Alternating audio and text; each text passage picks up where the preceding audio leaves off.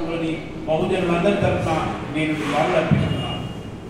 మిత్రులారా, తెలంగాణ రాష్ట్రంలో కూడా కింది కులాల వాళ్ళు, బహుజనులు, బీసీలు, ఎస్సీలు, ఎస్టీలు అందరూ కూడా ఈ అగ్రకుల సంపన్న పార్టీల కబంధ హస్తాలలో చిక్కుకొని దశాబ్దాలుగా విలవిలలాడిపోతున్నారు.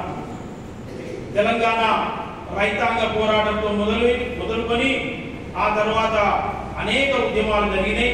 మలిదశ తెలంగాణ ఉద్యమ కాలంలో కూడా మనం ఎంతో ఆశతోటి తెలంగాణ ఉద్యమంలో మనం పాల్గొని 1200 మంది పిల్లలు అమరులైపోయిండ్రు.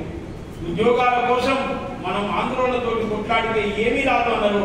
ఉద్యోగాలు మన తెలంగాణ రాష్ట్రం వస్తే కావలసిన ఉద్యోగాలు, ఇంటిలో ఉద్యోగం అని నమ్మగలిగినటువంటి దొరలు ఈరోజు పిల్లల ఉసురు పోసుకొని అదే దొరల సంతతికి చెందినటువంటి వాళ్ళు ఏ దొరైతేనేమి ఆయన కూడా దొరే కదా అని చెప్పి ఈరోజు గ్రూప్ 1 పరీక్ష ఫలితాలను కూడా వాళ్ళకు అనుకూలంగా మలుచుకొని అనేక అవకతవకలకు పాల్గొని దశాబ్దాలుగా ఎంతో వేచి చూసి ఎంతో కష్టానికి వచ్చి ఎంతో డబ్బులు పెట్టి ప్రిపేర్ అయినటువంటి విద్యార్థి లోకానికి అంటే నిరుద్యోగ లోకానికి ఈరోజు నిరాశ మిగిల్చినటువంటి ప్రభుత్వం మన కాంగ్రెస్ ప్రభుత్వం. నిరుద్యోగతను పెంచిందని చెప్పి టీఆర్ఎస్ ప్రభుత్వాన్ని దుమ్మెత్తిపోసినటువంటి కాంగ్రెస్ ప్రభుత్వం అధికారంలోకి వచ్చిన తర్వాత ఈ నిరుద్యోగులను మరి వాళ్ళ ఉసురు తీసుకునే విధంగా ఇవాళ ఫలితాలు, గ్రూప్స్ యొక్క ఫలితాలు రావడం, నిరుద్యోగ యువతంతా కూడా నిరసన తెలియజేయడం అనేది తెలంగాణ రాష్ట్రంలో ఉన్న ప్రజలందరూ నివ్వరపోయి చాలా బాధతో చూస్తున్నారు. ఇంత దుర్మార్గమైన ప్రభుత్వం అనుకోలేదు కాంగ్రెస్ అని చెప్పి బాధపడుతున్నారు.